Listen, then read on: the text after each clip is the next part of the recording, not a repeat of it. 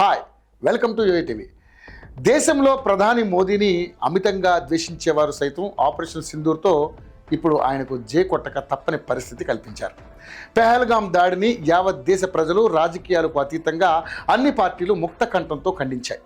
ఇది చాలా సహజం. కానీ ఆ తర్వాత సింధు జలాల నిలిపివేత వంటి మోడీ ప్రభుత్వం తీసుకున్న కొన్ని నిర్ణయాలపై భిన్నాభిప్రాయాలు వ్యక్తమయ్యాయి. కానీ ఆపరేషన్ సింధూర్ని రాజకీయాలకు అతీతంగా అన్ని పార్టీలు ముక్తకంఠంతో స్వాగతించాయి. ఇది ప్రధాని మోదీ సాహసోపేత నిర్ణయాన్ని మెచ్చుకోవడమే అవుతుంది కనుక కొన్ని పార్టీలు స్పందించకుండా మౌనంగా ఉండిపోయాయి. కానీ మెజారిటీ భారతీయులు ఆపరేషన్ సింధూర్ని స్వాగతిస్తున్నారు. ముఖ్యంగా ఈ ఆపరేషన్కి సింధూర్ అని పేరు పెట్టడంతో దేశంలో మహిళలందరూ ప్రధాని మోదీకి జేజేలు పలుకుతున్నారు.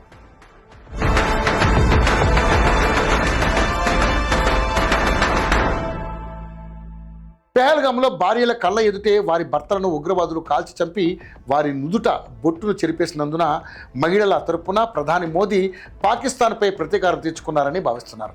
అత్యంత క్లిష్టమైన ఈ ఆపరేషన్ సింధూర్ గురించి ఆర్మీ వాయుసేనకు చెందిన ఇద్దరు మహిళా అధికారులు colonel Sofiya Qureshi, wing commander Vyomika Singh ద్వారా మీడియాకు వివరింపజేయడం కూడా మోడీ, అమిత్ షాల తెలివితేటలకు మరో నిదర్శనం. తద్వారా భారతీయ మహిళల శక్తి సామర్థ్యాలు యావత్ ప్రపంచానికి చాటి చెప్పినట్లయింది.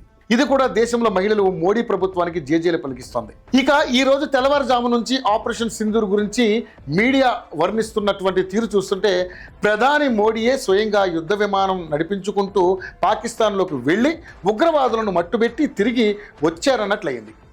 దేశ ప్రజల్లో ఇంతగా దేశభక్తి, మోడీ పట్ల గౌరవం కనబడుతుంటే ఈ పరిస్థితుల్లో ప్రజాభిప్రాయానికి వ్యతిరేకంగా మాట్లాడలేక ప్రధాని మోదీని సమర్థించలేక ఆయన రాజకీయ శత్రువులు చాలా ఇబ్బంది పడుతున్నారు.